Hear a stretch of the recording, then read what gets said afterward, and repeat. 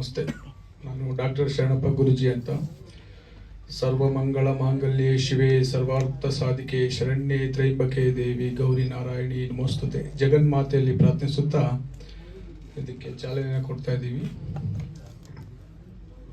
ಸ್ವಯಂಭು ಅದು ಸಿದ್ಧವಾಗಿದೆ, ನಿನಗಾಗಿಟ್ಟು making video ಚಾಲನೆಯಲ್ಲಿದೆ. ಎಲ್ರಿಗೂ ಶುಭವಾಗಲಿ. ನಮಸ್ತೆ. ಫಸ್ಟ್ ಆಫ್ ಆಲ್ ಬಂದಿರತಕ್ಕಂಥ ಎಲ್ಲ ಗಣ್ಯ ವ್ಯಕ್ತಿಗಳು, ಮಾಧ್ಯಮ ಮಿತ್ರಗಳು ಥ್ಯಾಂಕ್ಸ್ ಹೇಳೋಕೆ ಇಷ್ಟಪಡ್ತೀನಿ. ನಾನು ಈ ಮೂವಿಯ ನಿರ್ದೇಶಕ. ನನ್ನ ಹೆಸರು ಪ್ರಕಾಶ್ ದಾನೇಶ್ವರ ಅಂತ. ಇದು ನನ್ನ ಮೊದಲನೇ ನಿರ್ದೇಶನ ಮಾಡಿರುವಂಥ ಮೂವಿ ಇದು. ಸೊ ನಿಮ್ಮೆಲ್ಲರ ಸಪೋರ್ಟ್ ತುಂಬಾ ಮುಖ್ಯ ನನಗೆ. ಒಂದು ಚಿಕ್ಕ ಹೆಜ್ಜೆ ಇಟ್ಟಿದ್ದೀವಿ, ಆ ಹೆಜ್ಜೆ ಇನ್ನೊಂದು ದೊಡ್ಡ ಹೆಜ್ಜೆ ಆಗುತ್ತೆ ಅಂತ ನಂಬ್ಕೊಂಡು ಬಂದಿರೋ ನಾನು. ಸೊ ಹಾಗಾಗಿ ನಿಮ್ಮ ಸಪೋರ್ಟ್ ತುಂಬಾ ಮುಖ್ಯ ಅಂತ ಹೇಳೋಕೆ ಇಷ್ಟಪಡ್ತೀನಿ. ಈಗಾಗಲೇ ಶೂಟಿಂಗ್ ಕಂಪ್ಲೀಟ್ ಆಗಿದೆ, ಸದ್ಯದಲ್ಲಿ ರಿಲೀಸ್ ಮಾಡೋ ಪ್ರಯತ್ನ ಮಾಡ್ತಿದ್ದೀವಿ. ಸೊ ನಿಮ್ಮೆಲ್ಲರ ಸಪೋರ್ಟ್ ನಮ್ಗೆ ಬೇಕಂತ ಕೇಳ್ಕೊಳ್ತೀನಿ. Thank you sir. ನಿನಗಾಗಿಟ್ಟು ಇದು ನಿನಗಾಗಿದ್ದಕ್ಕೆ ಯಾವುದೂ ಸಂಬಂಧ ಇಲ್ಲ ಸರ್, ಲಿಂಕ್ ಇಲ್ಲ. ಇದೊಂದು ಟೈಟ್ಲ್ ಅಷ್ಟೇ, ಓನ್ಲಿ ಟೈಟ್ಲ್ ಅಷ್ಟೇ ತಗೊಂಡಿರೋದು. ಸೊ ಯಾಕಂದರೆ ಸರ್ ಈಗ ಹೊಸಬ್ರ ತಂಡಕ್ಕೆ ಈಗ ಅಂದರೆ ಜನರು ರೀಚ್ ಆಗೋದು ತುಂಬಾ ಕಷ್ಟ. ಈಗ ಹಾಗಾಗಿ ನಾವು ಒಂದು ಟೈಟ್ಲ್ನ ನಿನಗಾಗಿ ಅಂದರೆ ಇದು ನಿನಗಾಗಿ ಸೂಪರ್ ಹಿಟ್ ಬಿಡಿ ಸರ್, ಅದು ಸೂಪರ್ ಹಿಟ್ ಆಗಿರೋದ್ರಿಂದ ಸೊ ನಾನು ಅದು ಆ ಮೂವಿಗೆ ಯಾವುದು ಕಂಪೇರ್ ಮಾಡ್ತಿಲ್ಲ. ಆದರೆ ನಾನು ಇದಕ್ಕೆ ಯಾಕೆ ಇಟ್ಟಿದ್ದೀನಿ ಅಂದರೆ ಒಂದು ಸೂಪರ್ ಹಿಟ್ ಮೂವಿ ಟೈಟ್ಲ್ ಇಟ್ಕೊಂಡ್ರೆ ನಾವು ಜನರಿಗೆ ಬೇಗ ರೀಚ್ ಆಗ್ಬೋದು ಅನ್ನೋ ಒಂದು ಪ್ರಮೋಷನ್ ಪರ್ಸ್ಪೆಕ್ಟಿವಿಂದ ಇಟ್ಟಿದ್ದೀವಿ ಸರ್. ಹೌದು ಸರ್, ಹೌದು ಸರ್, ಹೌದು ಸರ್. ಇದು ಒಂದು ಲವ್ ಸ್ಟೋರಿ ಸರ್. ಇದರಲ್ಲಿ ಒಂದು ಕಾಮಿಡಿ ಹಾಗೆ ಡ್ರಾಮಾ ಎಲ್ಲ ಇರುತ್ತೆ ಸರ್. ಫ್ಯಾಮಿಲಿ ಸಮೇತ ಕೂತ್ ನೋಡ್ಬೋದು. ಪ್ರತಿಯೊಬ್ಬರು ಸರ್ ನೋಡಿ, ಒಂದು ವಯಸ್ಸಾದ ವ್ಯಕ್ತಿಗೂ ಒಂದು 50 ವರ್ಷ ಏಜ್ ಆದ ಒಂದು ವ್ಯಕ್ತಿಗೂ ಸರ್ ಅವ್ನು ಲವ್ ಬಗ್ಗೆ ಕೇಳಿದಾಗ ಅಷ್ಟೇ ಇಂಟ್ರೆಸ್ಟಿಂದ ಹೇಳ್ತಾನೆ ಸರ್ ಅವನು. ಸೊ ಈ ಮೂವಿ ನೋಡಿದಾಗ ಪ್ರತಿಯೊಬ್ಬರಿಗೂ ನೋಡಿದಾಗ ಅವರು ಹಳೆ ಲವ್ಗಳನ್ನ ನೆನಪಾಗಬೇಕು. ಸೊ ಆ ಥರ ಇರುತ್ತೆ ಸರ್, ನೆನಪಾಗತ್ತೆ ಸರ್. ಇಲ್ಲಿ ಬಂದರಿಗೊಟ್ಟ ಅಕ್ಕಪಕ್ಕ ಇದರಲ್ಲಿ ಶೂಟ್ ಮಾಡಿದ್ದೀವಿ ಸರ್. ಸಬ್ಜೆಕ್ಟ್ ನಂದೆ ಸರ್, ಕತೆ ಇಲ್ಲ ಸರ್, ಇಲ್ಲ. Thank you sir. ಫಸ್ಟ್ಲಿ ನಾನು ಪ್ರಕಾಶ್ ಸರ್ಗೆ ಥ್ಯಾಂಕ್ಸ್ ಹೇಳೋಕ್ಕೆ ಇಷ್ಟಪಡ್ತೀನಿ. And thanks my media friends ಎಲ್ಲರೂ ಬಂದಿರೋದಕ್ಕೆ. ಆ್ಯಂಡ್ ಪ್ರಕಾಶ್ ಸರ್ ಈ ಅವಕಾಶ ಕೊಡೋದಕ್ಕೆ ತುಂಬ ಥ್ಯಾಂಕ್ಸ್. ಆ್ಯಂಡ್ ಸುನಿಲ್ ಸರ್ ಅಂದರೆ ಹೊಸಬರಿಗೆ ಅವಕಾಶ ಕೊಡೋದು ಬಹಳ ಕಷ್ಟ ಇತ್ತೀಚಿನ ದಿನಗಳಲ್ಲಿ. ಅವರು ಸಣ್ಣ ಸಣ್ಣ ಪ್ರತಿಭೆಗಳನ್ನು ಅಬ್ಸರ್ವ್ ಮಾಡಿ ಅವ್ರ ಹತ್ರ ಕೆಪಬಿಲಿಟಿ ಇದೆ, ಅವ್ರಿಗೆ ಒಂದು ಅವಕಾಶ ಕೊಡ್ಬೋದು ಅಂತ ನಮ್ಮನ್ನು ಗುರುತಿಸೋದಕ್ಕೆ ತುಂಬ ಥ್ಯಾಂಕ್ಸ್. ತುಂಬ ಥ್ಯಾಂಕ್ ಯು ಪ್ರಕಾಶ್ ಅಂತ ಒಂದು ಇನ್ಸ್ಟಿಟ್ಯೂಟ್ ಹೇಳಿ. ನನ್ನ ಗುರುಗಳು ಬಂದು ಹರೀಶ್ ನೀನಾಸಮ್ ಅಂತ, ಆ್ಯಂಡ್ ರೂಪಾಂತರ ಅಂತ ಅವ್ರದ್ದೊಂದು ನಾಟಕ ತಂಡ ಇದೆ, ಅಲ್ಲಿ ನಾನು ನಾಟಕಗಳನ್ನು ಮಾಡ್ತಾ ಇದ್ದೆ. ಆ್ಯಂಡ್ ನನ್ನ ಗುರುಗಳು ಬಂದು ಹರೀಶ್ ನೀನಾಸಮ್ ಅಂತ ಹೇಳಿ ಅವ್ರ ಹತ್ರ ಸರ್. ಪ್ರಕಾಶ್ ಸರ್ ನನಗೆ ಮುಂಚೆಯಿಂದ ಪರಿಚಯ ಇದ್ದರು. ಅವರು ಕೂಡ ಇನ್ಸ್ಟಿಟ್ಯೂಷನಲ್ಲಿ ಫಿಲ್ಮ್ ಮೇಕಿಂಗ್ ಆ್ಯಂಡ್ ಆ್ಯಕ್ಟಿಂಗ್ ಎಲ್ಲ ಅವರು ಕಲಿತಿದ್ದಾರೆ. ಸೊ ಹೀಗೆ ಡಿಸ್ಕಷನ್ಸಲ್ಲಿ ಇರಬೇಕಾದ್ರೆ ಒಂದಷ್ಟು ಶಾರ್ಟ್ ಫಿಲ್ಮ್ ಸ್ಕ್ರಿಪ್ಟ್ಗಳನ್ನ ಒಟ್ಟಿಗೆ ಮಾಡ್ತಾ ಇದ್ವಿ. ಸೊ ಈ ಥರ ಒಂದು ಸ್ಕ್ರಿಪ್ಟ್ ಇದೆ, ಅಪ್ರೋಚ್ ಮಾಡಿದ್ರು, ಹಿಂಗೆ ಮಾಡೋಣ ಒಟ್ಟಿಗೆ ಒಂದು ಟೀಮ್ ಆಗಿ ಅಂತ. ಸೊ ನನಗೂ ತುಂಬ ಇಷ್ಟ ಆಯಿತು. ನನಗೆ ಹೊಸಬರಿಗೆ ಒಂದು ಅವಕಾಶ ಸಿಗೋದೇ ಕಷ್ಟ. ಸೊ ನಾನು ಅದನ್ನ ಮಿಸ್ ಮಾಡ್ಕೊಳ್ಳೋಕೆ ಇಷ್ಟಪಡ್ತೀನಿ ಸರ್. ತುಂಬ ಇಷ್ಟ ಆಗಿದ್ದೇನೆಂದರೆ ನನಗೆ ಕತೆ ಪರ್ಸ್ಪೆಕ್ಟಿವಿಂದ ಹೇಳಿದ್ರೆ ಇಟ್ ವಾಸ್ ಲೈಕ್ ಇದನ್ನೆಲ್ಲ ನಾವು ಅನುಭವಿಸಿದ್ದೀವಿ ಅನ್ನೋ ಫೀಲ್ ಬಂತು ಮೊದಲನೇದಾಗಿ. ಆ್ಯಂಡ್ ಎರಡನೇದಾಗಿ ಅವ್ರ ತಂಡದ ಅವ್ರ ಕಡೆಯಿಂದ ಹೇಳಬೇಕಂದ್ರೆ ಅವ್ರಿಗೆ ಇದ್ದಿದ್ದು ಕಮಿಟ್ಮೆಂಟ್ಸ್ಗಳು ತುಂಬ ಇಷ್ಟ ಆಯಿತು. ಅವರಾಗಿರ್ಬೋದು, ಅವರ ಕ್ಯಾಮ್ರಾಮ್ಯಾನ್ ಆಗಿರ್ಬೋದು, ತುಂಬ ಪ್ರಿಪ್ರೇಷನಲ್ಲಿ ಬಂದಿದ್ರು. ಸೊ ಅದೆಲ್ಲ ತುಂಬ ಇಂಪ್ರೆಸಿವ್ ಅಂತ ಅನಿಸ್ತು. ಡಾಕ್ಟರ್ ಸುನಿಲ್ ಕುಮಾರ್ ಅಂತ, DSK ಸಿನಿಮಾ ನಮ್ಮ ಸಂಸ್ಥೆ. ಇದೀಗ ತಾನೇ ನಮ್ಮ ಗಣೇಶ್ ರಾವ್ ಸರ್ ಅವರು ಮುಖ್ಯ ಅತಿಥಿಯಾಗಿ ಬಂದಿದ್ದಾರೆ. 300ಕ್ಕಿಂತ ಹೆಚ್ಚಿಗೆ ಚಲನಚಿತ್ರಗಳಲ್ಲಿ ಆಕ್ಟ್ ಮಾಡಿದಂಥ ಒಬ್ಬ ಕಲಾವಿದರು ನಮ್ಮ ಜೊತೆಗಿದ್ದಾರೆ. ತುಂಬ ಖುಷಿಯಾಗಿದೆ. ತಮಗೆ ಸ್ವಾಗತ ಸರ್. ಸೊ ಇವತ್ತು ನಾವು ನಮ್ಮ ಸಂಸ್ಥೆಯಿಂದ ಒಂದು 2 ಸಿನಿಮಾಗಳ ಬಗ್ಗೆ ಅನೌನ್ಸ್ಮೆಂಟ್ ಮಾಡ್ತಾ ಇದ್ದೀವಿ. ಒಂದು ನಿನಗಾಗಿ ಸಿನಿಮಾದ ಚಿತ್ರೀಕರಣ ಮುಕ್ತಾಯವಾಗಿ ಈಗ ಪೋಸ್ಟ್ ಪ್ರೊಡಕ್ಷನ್ ಕೆಲಸಗಳು ಪ್ರಾರಂಭವಾಗ್ತಾ ಇದೆ. ಸೊ ಅತಿ ಶೀಘ್ರವೇ ನಮ್ಮ ಪೋಸ್ಟ್ ಪ್ರೊಡಕ್ಷನ್ ಕೆಲಸಗಳನ್ನ ಮಾಡಿ ಚಲನಚಿತ್ರನ ಥಿಯೇಟರ್ಗಳಿಗೆ ರಿಲೀಸ್ ಮಾಡುವಂಥ ಪ್ರಯತ್ನ ಮಾಡ್ತಾ ಇದ್ದೀವಿ. ಅದೇ ರೀತಿ ಸ್ವಯಂಭವ ಅನ್ನೋ ಚಿತ್ರನ ನಮ್ಮ ಸಂಸ್ಥೆ ವತಿಯಿಂದ ಡಿಸ್ಟ್ರಿಬ್ಯೂಷನ್ ಮಾಡ್ತಾ ಇದ್ದೀವಿ. ಸೊ ಇದೇ ತಿಂಗಳು ಕೊನೆ ವಾರದಲ್ಲಿ ಅಥವಾ ಜೂನ್ ಫಸ್ಟ್ ವೀಕಲ್ಲಿ ಈ ಸಿನಿಮಾನ ಆಲ್ಮೋಸ್ಟ್ ಒಂದು 30ಕ್ಕಿಂತ ಹೆಚ್ಚಿಗೆ ಥಿಯೇಟರ್ಗಳಲ್ಲಿ ರಿಲೀಸ್ ಮಾಡುವಂಥ ಪ್ಲಾನ್ ಇದೆ. ಸೊ ಈಗ ತಾನೇ ಜಸ್ಟ್ ನಮ್ಮ ಹಿರಿಯ ಕಲಾವಿದಂಥ ಮೂಗ್ ಸುರೇಶ್ ಅವರು ಬಂದಿದ್ದಾರೆ. ತಮಗೆ ಸ್ವಾಗತ ಸರ್. ಸೊ ಈ ನಮ್ಮ ಸಂಸ್ಥೆ ಬೇಸಿಕಲಿ ಮುಂಚೆ ಕೆಲವೊಂದು ಪ್ರೆಸ್ ಮೀಟ್ಗಳು ನಾನು ಹೇಳಿದ್ದೀನಿ. ಆಸ್ ಎ DSK ಸಿನಿಮಾಸ್ ನಾವು 40ಕ್ಕಿಂತ ಹೆಚ್ಚಿಗೆ ಆಲ್ಬಮ್ ಸಾಂಗ್ಗಳನ್ನ ಮಾಡಿದ್ದೀನಿ, ಎಷ್ಟೊಂದು ಶಾರ್ಟ್ ಮೂವಿಗಳನ್ನ ಮಾಡಿದ್ದೀನಿ, ಹಾಗೆ ಸಿನಿಮಾಗಳನ್ನ ಪ್ರೊಡಕ್ಷನ್ ಕೂಡ ಮಾಡಿದ್ದೀವಿ. ಪ್ರೈಮರಿ ನಮ್ಮ ಫೋಕಸ್ ಏನಾಗಿತ್ತು ಅಂದರೆ ಹೊಸ ಪ್ರತಿಭೆಗಳಿಗೆ ಅವಕಾಶಗಳನ್ನ ಕೊಡುವಂಥದ್ದು. ಸೊ ನಮ್ಮ ಡೈರೆಕ್ಟರು ಅಥವಾ ಹೀರೋ ಅವ್ರು ಬಂದು ನಮಗೆ ಮೀಟ್ ಮಾಡಿದಾಗ ಪ್ರಕಾಶ್ ಅವ್ರು ಬಂದು ಈ ಥರ ಒಂದು ಕತೆ ಇದೆ ಸರ್, ಮಾಡಬೇಕಂತ ಇದ್ದೀವಿ, ಒಂದು ಸ್ಮಾಲ್ ಬಜೆಟಲ್ಲಿ ಒಂದು ಕತೆನ ಸ್ಟಾರ್ಟ್ ಮಾಡೋಣ, ನನಗೆ ಸ್ಮಾಲ್ ಸೆಟಪ್ ಕೊಡಿ ಸರ್, ನಮ್ಮದೇ ಆದಂಥ ಒಂದು ಟೀಮ್ ಕಟ್ಕೊಂಡು ಒಂದು ಸಿನಿಮಾನ ಮಾಡ್ಕೊಂಡು ಬರ್ತೀವಿ ಅಂತ ಹೇಳಿದಾಗ ಆ ಕಥೆ ಎಲ್ಲ ಕೇಳಿ ಡಿಸ್ಕಸ್ ಮಾಡಿ ಓಕೆ ಮಾಡ್ಬೋದು, ಚೆನ್ನಾಗಿದೆ ಅಂತ ಹೇಳಿ ಟೀಮ್ಗೆ ಗೋ ಹೆಡ್ ಕೊಟ್ಟು ಪ್ರಾಜೆಕ್ಟ್ಸ್ ಕಂಪ್ಲೀಟ್ ಸ್ಕ್ರಿಪ್ಟ್ ಎಲ್ಲ ವರ್ಕ್ ಮಾಡಿ ಇನ್ನೇನು 2 ಡೇಸಲ್ಲಿ ಶೂಟ್ಗೆ ಹೋಗಬೇಕು, ಎಲ್ಲ ಪ್ರಿಪ್ರೇಷನ್ ಆಗಿದೆ. ಆವಾಗ ಇವರು ಮಾಡಿದಂಥ ಕಂಪ್ಲೀಟ್ ಪ್ರೀ ಪ್ರೊಡಕ್ಷನಲ್ಲಿ ಒಂದು ಕಮಿಟ್ಮೆಂಟು, ಡೆಡಿಕೇಶನು, ಇಂಟ್ರೆಸ್ಟು, ನಾವೇನೋ ಮಾಡಬೇಕು.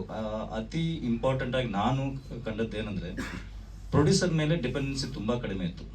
ಪ್ರತಿ ನಿರ್ದೇಶಕ ಅಥವಾ ಒಂದು ತಂಡ ಏನು ಮಾಡುತ್ತೆ ಅಂದರೆ ಪ್ರತಿಯೊಂದು ಸಣ್ಣ ರಿಕ್ವೈರ್ಮೆಂಟ್ನು ಪ್ರೊಡ್ಯೂಸರ್ಗೆ ಕೇಳ್ತಾರೆ.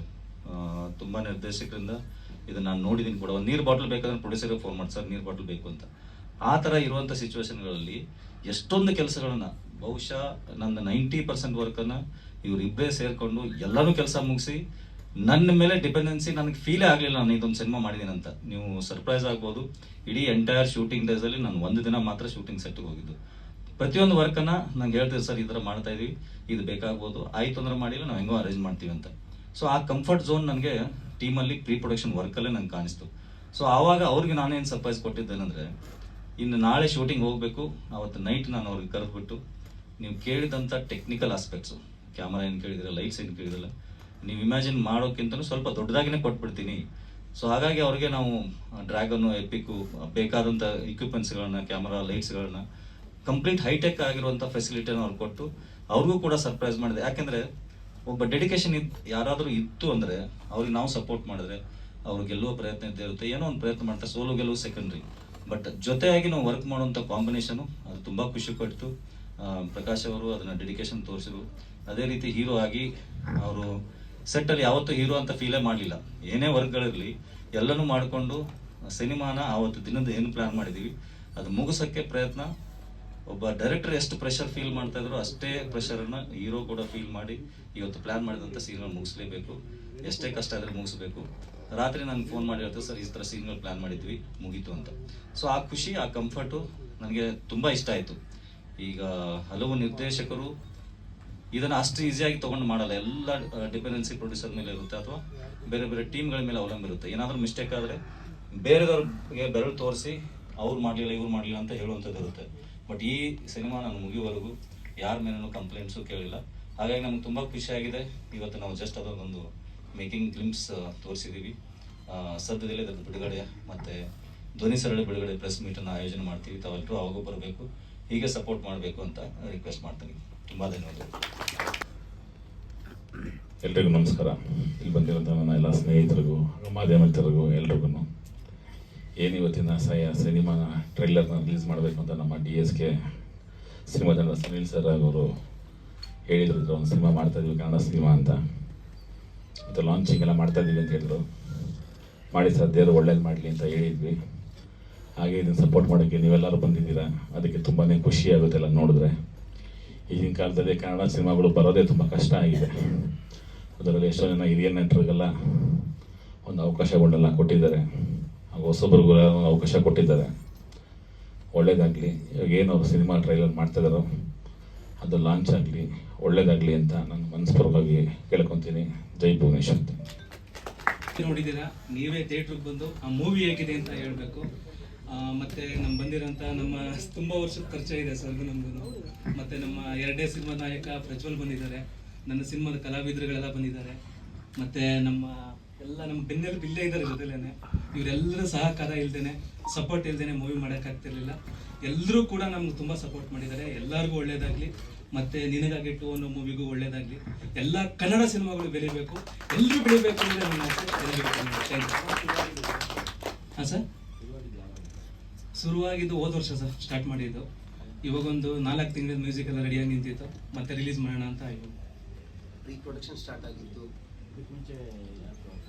ಇದಕ್ಕಿಂತ ಮುಂಚೆ ನಂದು 3 ಸಿನಿಮಾ ಆಗಿದೆ ಸರ್. 3 ಸಿನಿಮಾ ರಿಲೀಸ್ ಆಗಿದೆ. ವಿಕೃತಿ ಅಂತ ಒಂದಾಯಿತು, ಆಮೇಲೆ ನುಡಿಮುತ್ತು ಅಂತ ಸರ್ಕಾರಿ ಶಾಲೆ ಬಗ್ಗೆ ಒಂದು ಮಾಡಿದ್ದೆ ನಾನು, ಅದು ಕೂಡ ರಿಲೀಸ್ ಆಯಿತು.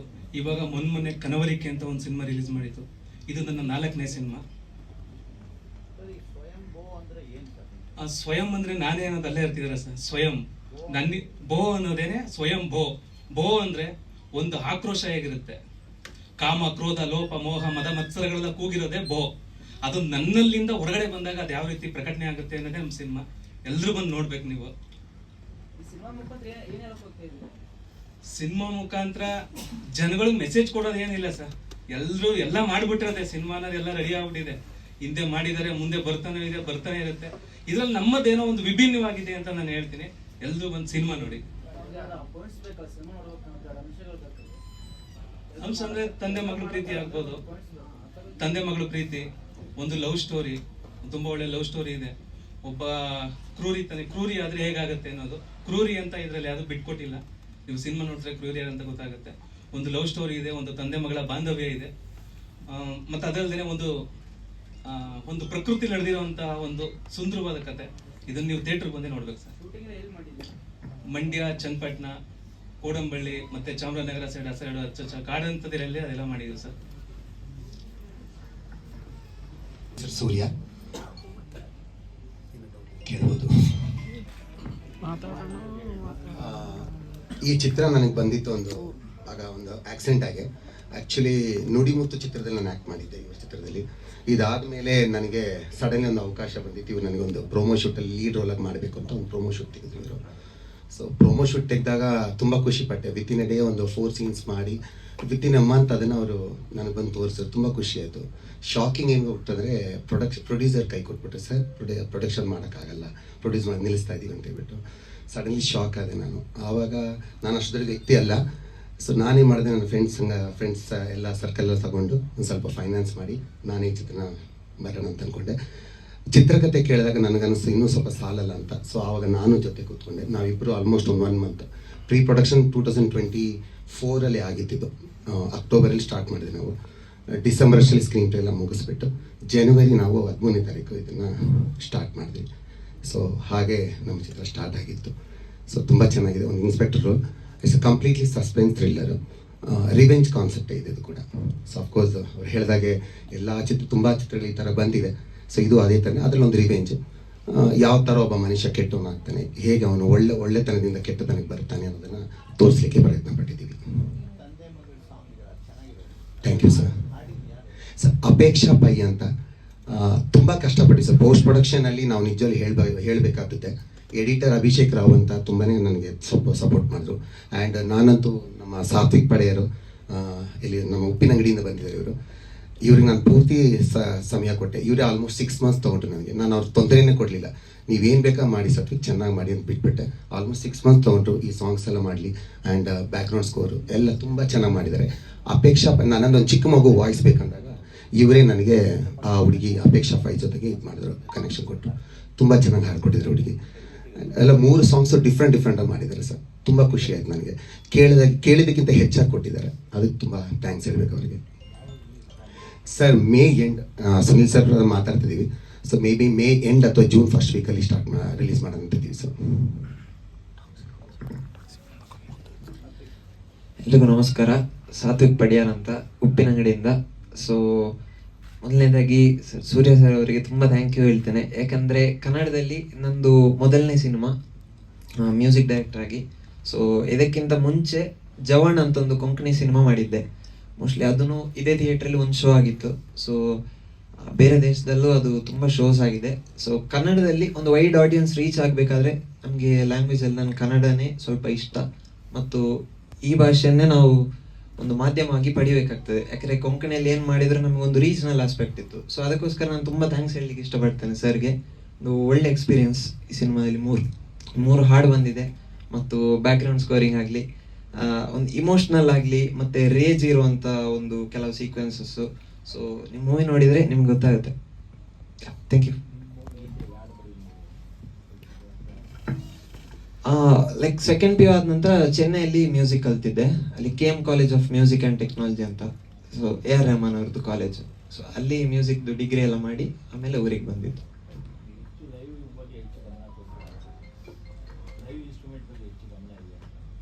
ಕೊಟ್ಟಿದ್ದೀವಿ ಸರ್. ಅಂದರೆ ಒಲವಿನ ಪ್ರೀತಿ ಅಂತ ಒಂದು ಸಾಂಗ್ ಇದೆ ಇದರಲ್ಲಿ, ರೊಮ್ಯಾಂಟಿಕ್ ಸಾಂಗ್. ಸೊ ಅದರಲ್ಲಿ ನಾವು ತುಂಬ ಲೈವ್ ಇನ್ಸ್ಟ್ರೂಮೆಂಟ್ಸ್ ಯೂಸ್ ಮಾಡಿದ್ದೇವೆ, ಅಲ್ಲ ಯೂಕ್ಲೇಲೆ ಆಗಲಿ, ಗಿಟಾರ್ಸು, ಫ್ಲೂಟ್ಸು. ಸೊ ನಾನು ಅದೇ ಅಂದರೆ ಒಂದು ಸ್ವಲ್ಪ ಲೈವ್ಲಿ ಆಗಿ ಫೀಲ್ ಆಗಬೇಕು ಸಾಂಗ್, ಅದರಲ್ಲಿ ಇಮೋಷನ್ ಇರಬೇಕು ಅಂತಾರೆ, ಸ್ವಲ್ಪ ಲೈವ್ ಇನ್ಸ್ಟ್ರೂಮೆಂಟ್ಸ್ ಜಾಸ್ತಿ ಬಳಸೋದು. ಸೊ ಕೆಲವು ಸಸ್ಪೆನ್ಸ್ ಇರುವಂಥದ್ದಕ್ಕೆಲ್ಲ ಮಾತ್ರ ಲೈಕ್ ಪ್ಲಗಿನ್ಸ್ ಓರಿಯೆಂಟೆಡ್ ಮಾಡಿದ್ದೇವೆ. 3 ಹಾಡಿದೆ ಸರ್. ನಮಸ್ಕಾರ. ಸೊ ಈ ಮೂವಿದು ನಾವು ಆಲ್ರೆಡಿ ಅಂದರೆ ಮೋಸ್ಟ್ ಪ್ರಾಬಲಿ ಬಿಸ್ನೆಸ್ ರಿಲೇಟೆಡ್ ವರ್ಕ್ಗಳನ್ನ ಆಲ್ರೆಡಿ ಸ್ಟಾರ್ಟ್ ಮಾಡಿದ್ದೀವಿ. ಅಂದರೆ ಡಬ್ಬಿಂಗ್ ರೈಟ್ಸ್ ಇರ್ಬೋದು, OTT ರಿಲೀಸ್ ಇರ್ಬೋದು, ಆಲ್ರೆಡಿ ಕೆಲವೊಂದು ಅಪ್ರೂವಲ್ಸ್ಗಳನ್ನ ತೊಗೊಳ್ತಾ ಇದ್ದೀವಿ. ಅಂದರೆ ಫಸ್ಟ್ ಲೆವೆಲ್ ಹೊಸಬ್ರ ಚಿತ್ರ ಆಗಿರೋದ್ರಿಂದ ನಾವು ಮ್ಯಾಕ್ಸಿಮಮ್ ಪುಷ್ ಮಾಡಿ ಡಬ್ಬಿಂಗ್ ರೈಟ್ಸ್ ಇರ್ಬೋದು ಅಥವಾ OTTದು ಅದು ಒಂದು ಸೆಕ್ಯೂರ್ ಮಾಡಿಕೊಂಡು ರಿಲೀಸ್ ಮಾಡೋಣ ಅಂತ ಒಂದು ಪ್ಲ್ಯಾನ್ ಮಾಡ್ತಾ ಇದ್ದೀವಿ. ಆ್ಯಕ್ಚುಲಿ ಈ ಇಮಿಡಿಯೇಟ್ನ ರಿಲೀಸ್ ಅಂತ ಟೀಮ್ ಕಡೆಯಿಂದ ಆಸೆ ಇದೆ, ಯಾಕಂದರೆ ಪ್ರತಿಯೊಬ್ಬರು ಸ್ಕ್ರೀನಲ್ಲಿ ನೋಡಬೇಕು ಅಂತ ಆಸೆ ಇದ್ದೇ ಇರುತ್ತೆ. ಬಟ್ ಅವ್ರಿಗೆ ಸ್ವಲ್ಪ ಕಂಟ್ರೋಲ್ ಮಾಡ್ಕೊಳ್ಳಿ, ಇದೊಂದು 2 ಬಿಸ್ನೆಸ್ಸನ್ನು ಟ್ರೈ ಮಾಡೋಣ. ಅದನ್ನ ನೋಡಿಕೊಂಡು ನಾವು ಒಂದು ಡೇಟ್ ಡಿಸೈಡ್ ಮಾಡಿ, ಯಾಕಂದರೆ ಒಂದು ಸೈಡ್ ನಾವು ಸೆಕ್ಯೂರ್ ಆದರೆ ಥಿಯೇಟ್ರಿಕಲ್ ಏನು ನಮ್ಮ ಪ್ರಯತ್ನ ಮಾಡ್ತೀವಿ, ಒಂದು 30 ಥಿಯೇಟ್ರ್ಗಳಿಗೆ ರಿಲೀಸ್ ಮಾಡುವಂಥ ಪ್ರಯತ್ನ ಇದೆ. ಚೆನ್ನಾಗಿ ರೆಸ್ಪಾನ್ಸನ್ನು ನೋಡಿಕೊಂಡು ಸೆಕೆಂಡ್ ವೀಕ್, ಥರ್ಡ್ ವೀಕ್ ಬೇರೆ ಬೇರೆ ಸಿಟಿಗಳಿಗೆ ಎಕ್ಸ್ಪ್ಯಾಂಡ್ ಮಾಡುವಂಥ ಪ್ಲ್ಯಾನ್ಸ್ಗಳಿದೆ. ಸೊ ಇದು ರಿಲೇಟೆಡ್ ಪ್ರಮೋಷನ್ಸನ್ನು ಈಗ ಮೋಸ್ಟ್ಲಿ ಈ ಪ್ರೆಸ್ ಮೀಟ್ ಮುಗಿದ ತಕ್ಷಣದಿಂದ ಸ್ಟಾರ್ಟ್ ಆಗುತ್ತೆ. ಹಾಂ ಸರ್, ಈಗ ಆಲ್ಮೋಸ್ಟ್ ನಾವು ಒಂದು ಫಸ್ಟ್ ಲೆವೆಲ್ ಪಿಚ್ ಏನಿರುತ್ತೆ ಅಂದರೆ ಒಂದು ಸೇಲ್ ಮಾಡೋಕ್ಕೆ ನಾವು ಪ್ರಯತ್ನ ಮಾಡ್ತೀವಿ. ಅಂದರೆ ನಮ್ಮದೇ ಆದಂಥ ಒಂದು ಎಕ್ಸ್ಪೆಕ್ಟೇಷನ್ ಬಜೆಟ್ ಇರುತ್ತೆ. ಬಟ್ ಕಂಟೆಂಟ್ ನೋಡಾದ್ಮೇಲೆ OTT ಕಂಪನಿಯವರು ಬೈಯಿಂಗ್ ಆಪ್ಷನ್ಸ್ಗಳನ್ನ ನೋಡ್ತಿರ್ತಾರೆ. ಬಟ್ ಸರ್ ಅದರಲ್ಲಿ ಹೆಂಗಿದೆ ಅಂದರೆ OTTಯಲ್ಲಿ ಸ್ಯಾಟಲೈಟು OTT ಕಂಬೈನ್ ತೊಗೊಳ್ಳೋಂಥವ್ರು ಕೆಲವೊಂದು ಚಾನಲ್ಸ್ಗಳಿರ್ತವೆ. ನಾನು ಒಂದು 2 ದಿವಸ ಕೆಲಸ ಮಾಡಿದೆ. ನಮ್ಮ ಮಗ ಶ್ರೀ ಕಾರ್ತಿಕ್ ರಾಮ್ ಅವರ ನಿರ್ದೇಶನದಲ್ಲಿ ನನ್ನ ಬ್ಯಾನರಲ್ಲೂ ಸಿನಿಮಾ ಮಾಡಿಕೊಟ್ಟಿದ್ದಾರೆ.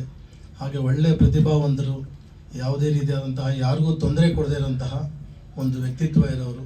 ಅದೇ ರೀತಿ ನಮ್ಮ ನಿರ್ಮಾಪಕ ಅನ್ನದಾತರು, ಅವರು ಕೂಡ ಬಹಳ ಚೆನ್ನಾಗಿ ಸಹಕಾರ ಮಾಡಿದ್ದಾರೆ. ಅದೆಲ್ಲದಕ್ಕಿಂತ ಮೀರಿ ನಮ್ಮ ಸುರೇಶ್ ಅಣ್ಣ ಅವ್ರದ್ದು ಪಾತ್ರ ಅಂತೂ ನಿಜವಾಗ್ಲೂ ನಾನು ಸುಮಾರು ಅವರು ಡಬ್ಬಿಂಗಲ್ಲಿ ನೋಡಬೇಕಾದ್ರೆ ನಿಜವಾಗ್ಲೂ ಅಣ್ಣ ಇದು ಯಾವುದೋ ಮುಖಸ್ತುತಿ ಹೇಳ್ತಾ ಇಲ್ಲ, ನಿಮಗೆ ಈ ಸಲ ರಾಜ್ಯ ಪ್ರಶಸ್ತಿ ಬರುತ್ತೆ ಅಣ್ಣ.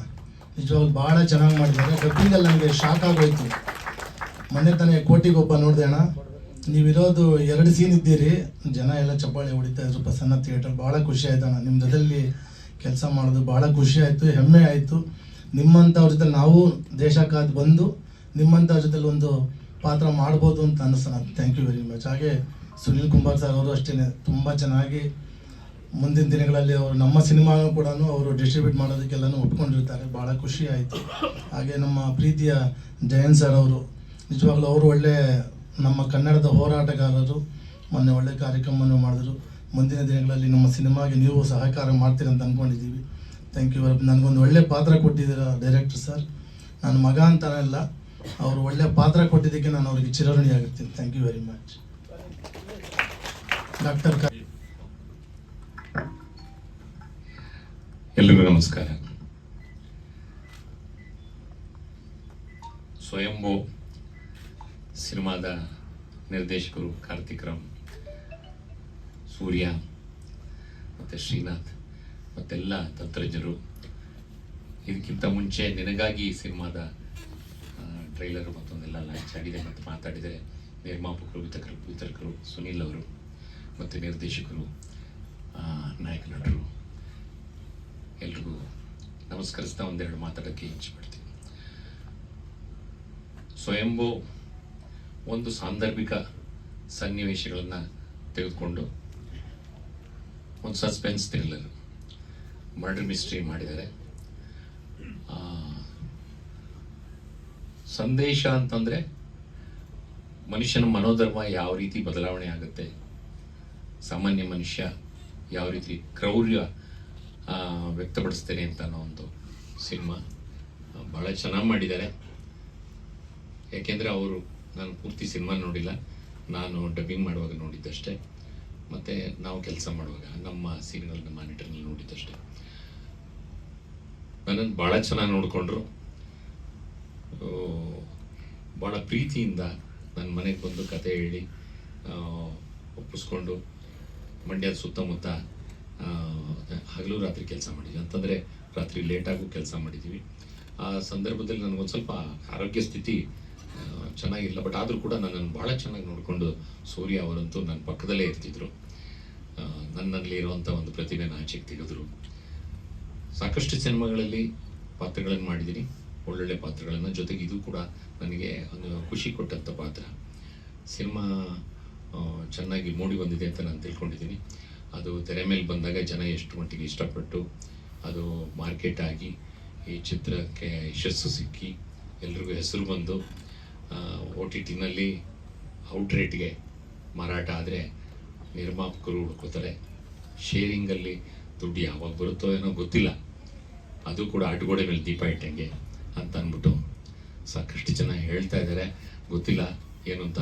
ಕೆಲವರು ದುಡ್ಡು ಬಂದ್ಬಿಟ್ಟದ್ದು ಸುನೀಲ್ ಅವರ ಪ್ರಯತ್ನದಿಂದ, ಸುನೀಲ್ ಅವರ ಮುಂದೆ ನಿಂತಿರೋದ್ರಿಂದ ಅದು ಬೇಗ ಜೋಬ್ ತುಂಬಿಸ್ಬೋದು ಅಂತ ನನ್ನ ಅನಿಸಿಕೆ.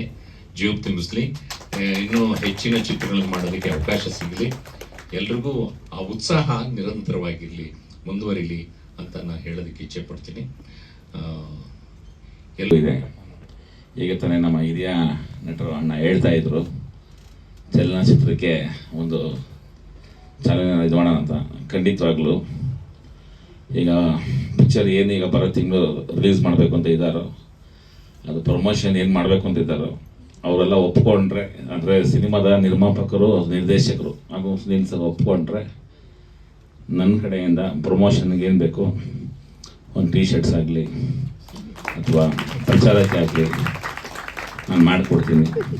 ಯಾಕಂದರೆ ಸಿನಿಮಾದ ಕಷ್ಟ ಗೊತ್ತು ನಮಗೂ.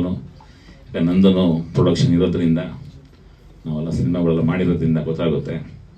ಈಗ ಏನೀಗ ಹೊಸಬರು ಬಂದಿದ್ದಾರೆ, ಅವರಿಗೆ ಕೈ ಹಿಡಿದು ನಡೆಸಬೇಕಾದ ಕನ್ನಡಿಗನ ಅದು ನಿಜವಾಗ್ಲೂ ಒಂದು ಹೆಮ್ಮೆ. ಅದೇ ಕನ್ನಡಿಗರಂದರೆ ಯಾರೇ ನಮ್ಮ ಹತ್ರ ಬಂದ್ರೂ ಅವ್ರನ್ನ ಕೈ ಹಿಡಿದು ನಡೆಸಿ ಅವ್ರಿಗೊಂದು ಗುರಿ ಸೋಧಿಸೋದೇ ನಮ್ಮ ಕೆಲಸ. ರಕ್ಷಣಾ ವೇದಿಕೆ ಹೋರಾಟ ಒಂದೇ ಅಲ್ಲ, ಸಿನಿಮಾದಲ್ಲೂ ಇರುತ್ತೆ, ಪ್ರತಿಯೊಂದು ಕೆಲಸದಲ್ಲೂ ಇರುತ್ತೆ. ಅದರಲ್ಲೂ ಕನ್ನಡ ಸಿನಿಮಾದಲ್ಲಿ ಹೆಚ್ಚಿಗೆ ಇರುತ್ತೆ. ಅವ್ರು ಒಪ್ಕೊಂಡ್ರೆ ಖಂಡಿತವಾಗ್ಲೂ ಪ್ರಮೋಷನ್ ನಾನು ಮಾಡಿಕೊಡ್ತೀನಿ.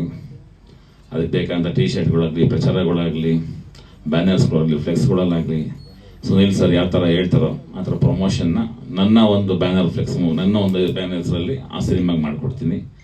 ಎರಡು ಸಿನಿಮಾನು ಒಳ್ಳೇದಾಗಲಿ, ಇನ್ನೂ ಹೆಚ್ಚಿಗೆ ರೀತಿ ಕನ್ನಡ ಸಿನಿಮಾಗಳು ಬರಲಿ, ನಿರ್ದೇಶಕರು, ನಿರ್ಮಾಪಕರು ಎಲ್ರಿಗೂ ಒಂದು ಧೈರ್ಯ ಅಂತ ಬರಲಿ. ಎಲ್ರಿಗೂ ಹಾಕೋ ಸಿನಿಮಾ ಸಕ್ಸಸ್ ಆಗುತ್ತೆ ಅಂತ ಹೇಳೋಕ್ಕಾಗಲ್ಲ, ಆದರೆ ಎಲ್ಲ ಸಕ್ಸಸ್ ಆಗಲಿ ಅಂತ ನಾನು ಕೇಳ್ಕೊಳ್ತೀನಿ. ಧನ್ಯವಾದ. ನಮಸ್ತೆ. ಈಗ ಮಾತಾಡಿದಂಥ ಜಯಣ್ಣ ಸರ್ ಅವರಿಗೆ ಧನ್ಯವಾದಗಳು. ಹಾಗೆ ಈ ವೇದಿಕೆ ಮೇಲೆ ಸಾಕಷ್ಟು ಜನಕ್ಕೆ ನಾನು ಯಾರಂತ ಗೊತ್ತಿಲ್ಲ, ಆದರೆ ಕೆಲವರಿಗೆ ಮಾತ್ರ ಗೊತ್ತಿರುತ್ತೆ. ಇಲ್ಲಿ ಇವರಿಗೆಲ್ರಿಗೂ ಗಣ್ಯಾತಿ ಗಣ್ಯರಿಗೆ ಶುಭಾಶಯನ ಕೋರ್ತಾ ಈ ಸಿನಿಮಾಕ್ಕೂ ಒಳ್ಳೇದಾಗಲಿ ಅಂತ ಹೇಳ್ತಾ, ನಾನು ಭಾಷಣಕಾರನಲ್ಲ, ಆದರೂ ಒಂದೆರಡು ಮಾತು ಹೇಳ್ತೀನಿ.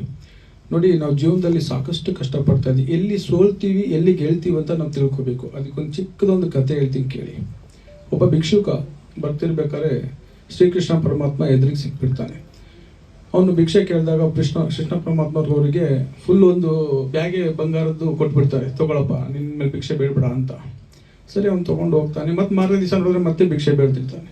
ಅವ್ ಯಾಕಪ್ಪ ಹಿಂಗೆ ಸ್ವಾಮಿ, ಯಾರೊಬ್ಬ ಕಳ್ಳ ಕತ್ಕೊಂಡು ಹೋಗ್ಬಿಟ್ಟ, ಏನು ಮಾಡೋಣ? ಸರಿ, ಇನ್ನೊಂದು ಒಳ್ಳೆ ಬಂಗಾರದ ಕಾಯಿನನ್ನು ಅವ್ರಿಗೆ ಕೊಡ್ತಾರೆ. ಅವ್ನು ಮನೆಗೆ ತೊಗೊಂಡು ಹೋಗ್ತಾನೆ. ಮನೆಗೆ ಹೋಗಿ ಮತ್ತೆ ನೋಡಿದ್ರೆ ಮಾರನೇ ದಿವಸ ಅದೇ ಭಿಕ್ಷೆ ಬೇಡ್ತಿರ್ತಾನೆ. ಮತ್ತೆ ಕೃಷ್ಣ ಪರಮಾತ್ಮ ಅವ್ರಿಗೆ ಕೇಳ್ತಾನೆ, ಯಾಕಪ್ಪ ಭಿಕ್ಷೆ ಬೇಡ್ತಾ ಇದೆಯಾ? ಮತ್ತೆ ಇಲ್ಲ, ನನ್ನ ಮನೆಗೆ ಹೋಗೋಷ್ಟು ಲೇಟ್ ಆಗಿತ್ತು, ನನ್ನ ಹೆಂಡತಿ ಮಲಗಿದ್ಲು, ಸೋರೆಯಲ್ಲಿ ಇಟ್ಟಿದ್ದೆ, ಅವಳು ಬೆಳಗ್ಗೆ ನೀರು ತರಕ್ಕೆ ಹೋದಾಗ ಅದು ಕಳೆದೋಗ್ಬಿಟ್ಟಿದೆ. ಸರಿ ಆಯ್ತು. ಅವಾಗ ಶ್ರೀಕೃಷ್ಣ ಪರಮಾತ್ಮರು ಅವನಿಗೆ ನಿಜವಾಗ್ಲೂ ₹1 ಭಿಕ್ಷೆನ ಕೊಡ್ತಾರೆ. ಆ ₹1 ತೊಗೊಂಡು ಅವನು ಮಾರ್ಕೆಟ್ ಕಡೆ ಹೋಗ್ತಿರ್ಬೇಕಾದ್ರೆ ಒಂದು ಮೀನು ಒದ್ದಾಡ್ತಾ ಇರುತ್ತೆ. ಆ ಮೀನನ್ನ ನೋಡಿ ಅವನು ಈ ದುಡ್ಡನ್ನ ಕೊಟ್ಟು ಆ ಮೀನು ಜೀವ ಆದ್ರೂ ಉಳಿಸೋಣ ಅಂತ ಅದನ್ನ ಪರ್ಚೇಸ್ ಮಾಡಿ ತಗೊಂಡೋಗಿ ನೀರಿಗೆ ಬಿಡೋ ಸಂದರ್ಭದಲ್ಲಿ ಆ ಮೀನು ಒಳಗಿರ್ತಕ್ಕಂಥ ಆ ಚಿನ್ನದ ಕಾಯಿನು ಕೆಳಗೆ ಬಿದ್ದುಬಿಡುತ್ತೆ. ಆ ಸಂದರ್ಭದಲ್ಲಿ ಆ ಖುಷಿ ತಡ್ಕೊಳ್ಳಾರ್ದೆ ಅವನು ಕೂಗಾಡ್ತಾನೆ. ಆ ಕತ್ಕೊಂಡು ಹೋಗಿರ್ತಾನಲ್ಲ ಕಳ್ಳ, ಅವನು ಅದನ್ನ ಹೊಡಿದ ಕೂಡಲೇ ಬಂದು ಅವನ ಹತ್ರ, ಅಯ್ಯೋ ಇವನ್ನೆಲ್ಲ ನೋಡ್ಬಿಟ್ಟು ಜನ ಸೇರಿಸಿ ಓಡಿಸ್ತಾನೆ ಅಂತ ಹೇಳ್ಬಿಟ್ಟು ಆ ಚಿನ್ನದ ಬ್ಯಾಗನ್ನು ಅವನ ಹತ್ರ ಬಿಸಾಕ್ ಹೋಗ್ಬಿಡ್ತಾನೆ. ಆ ಕೃಷ್ಣ ಪರಮಾತ್ಮ ಕೊಟ್ಟಿದ್ದು ಆ ₹1 ಸಿಕ್ತು, ಆ ಚಿನ್ನದ ಬ್ಯಾಗು ಸಿಕ್ತು. ಹೇಗೆ ಅಂದ್ರೆ ಅವನ ಕರ್ತವ್ಯನ ಮರೀಲಿಲ್ಲ. ಸಿಕ್ಕಿತ್ತು, ಕಳೆದೋಯ್ತು, ಆದ್ರೆ ಅವನು ಪ್ರಯತ್ನ ಪಟ್ಟ, ಮತ್ತೆ ಅವನ ಕರ್ತವ್ಯನ ಮಾಡ್ದ. ಅಂದ್ರೆ ಅವ್ರವ್ರ ವರ್ಗದಲ್ಲಿ ಅವ್ರವ್ರು ಮಾಡ್ಬೋದು. ನಾನೊಂದು ಉದಾಹರಣೆ ಹೇಳ್ತಾ ಇರೋದು. ಹಾಗೆ ನಮ್ಮ ಪ್ರಯತ್ನಗಳು ಇದ್ದಾಗ ಮಾತ್ರ ನಾವು ಆ ಯಶಸ್ಸನ್ನ ಕಾಣಕ್ ಸಾಧ್ಯ. ಬಂತು ಹೋಯ್ತು ತಲೆ ಮೇಲೆ ಕೈ ಹೊತ್ಕೊಂಡು ಕೂರ್ಬಾರ್ದು, ಮತ್ತೆ ನಮ್ಮ ಪ್ರಯತ್ನ ಮಾಡಬೇಕು. ಈ ತರ ಪ್ರಯತ್ನ ಮಾಡ್ತಿರೋರು ಯಾರಾದ್ರೂ ಒಬ್ರು ಇದ್ದಾರೆ, ಅದು VRL ನವರು. 3 ಅವರ್ ಮಾತ್ರ ಮಲಗ್ತಾ ಇದ್ರು. ಅವ್ರು ಇಷ್ಟು ಗಂಟೆಗಳ ಕಾಲ ಕೆಲಸ ಮಾಡ್ತಾ ಇದ್ದಾರೆ ಅಂತ ಒಂದು ಮಾಧ್ಯಮದಲ್ಲಿ ಕೇಳಿದ್ದೆ. ಆ ಥರ ಇನ್ನೊಬ್ರು ಯಾರೋ ಒಬ್ರು ಇದ್ದಾರೆ ಅಂದರೆ ಅದು ಸುನಿಲ್ ಅವರು. ಅವರೊಂದ್ಸಲ ನನಗೆ ಹೇಳಿದ್ರು ಏನಂತ, ಸರ್ ನಾನು 3 ಅವರ್ ಅಷ್ಟೇ ಮಲಗೋದು, ತುಂಬ ಕೆಲಸ ಹಾರ್ಡ್ ವರ್ಕು ಅಂತ ಹೇಳಿದ್ರು. ಅವ್ರು ನಿಜಾನ ಇಲ್ಲ ಅಂತ ಒಂದು ದಿವಸ 2 ಗಂಟೆಗೆ ಫೋನ್ ಮಾಡ್ತೀನಿ ನಾನು, ಮಿಸ್ ಕಾಲ್ ಕೊಡ್ತೀನಿ, ಕಾಲ್ ಮಾಡಲ್ಲ, ರಿಟರ್ನ್ ಮಾಡ್ತಾರೆ ಅವರು. ನಿಜವಾಗ್ಲೂ ಅವ್ರು ಕೆಲಸ ಮಾಡಿ ಏನು ಮಾಡ್ತಾಯಿದ್ದೀರಾ, ಹಾರ್ಡ್ ವರ್ಕು ಪೋಸ್ಟರ್ ವರ್ಕು ತುಂಬ ಇದೆ ಮಾಡ್ತಾಯಿದ್ದೀನಿ. ನಿಜವಾಗ್ಲೂ ತುಂಬ ಶ್ರಮ ಪಟ್ಟು ಕೆಲಸ ಮಾಡಿ ಈ ಒಂದು ಸಿನಿಮಾನ ತಂದಿಟ್ಟಿದ್ದಾರೆ. ಖಂಡಿತವಾಗ್ಲೂ ಇಲ್ಲಿ ನೆರವೇರ್ದಿರ್ತಕ್ಕಂಥವ್ರನ್ನೆಲ್ಲ ನಾವು ಸಿನಿಮಾದಲ್ಲಿ ನೋಡಿದ್ವಿ, ನಮ್ಮ ಸಾರ್ ಅವರೆಲ್ಲ ಸಿನಿಮಾದಲ್ಲಿ ನೋಡಿದ್ವಿ. ಇವತ್ತು ಅವ್ರ ವೇದಿಕೆ ಮೇಲೆ ಕುತ್ಕೊಂಡು ಮಾತಾಡುವಂಥ ಸೌಭಾಗ್ಯ ನಮಗೆ ಸಿಕ್ಕಿದೆ. ಆ ಜಗನ್ಮಾತೆ ಇವರಿಗೂ ಸಹ ತುಂಬ ಎತ್ತರಕ್ಕೆ ಕರ್ಕೊಂಡೋಗಿ ಈ ಏನು ಥಿಯೇಟ್ರ್ ನೀವು ತುಂಬಿಸಿದಿರಲ್ವ, ಇದೇ ಥಿಯೇಟ್ರ್ ಸಿನಿಮಾ ಥಿಯೇಟ್ರಲ್ಲಿ ತುಂಬಿ ಅವ್ರು ದೊಡ್ಡ ಯಶಸ್ಸನ್ನು ಕಾಣಲಿ ಅಂತ ಜಗನ್ಮಾತೆಯಲ್ಲಿ ನಾನು ಪ್ರಾರ್ಥನೆ ಮಾಡ್ತಾ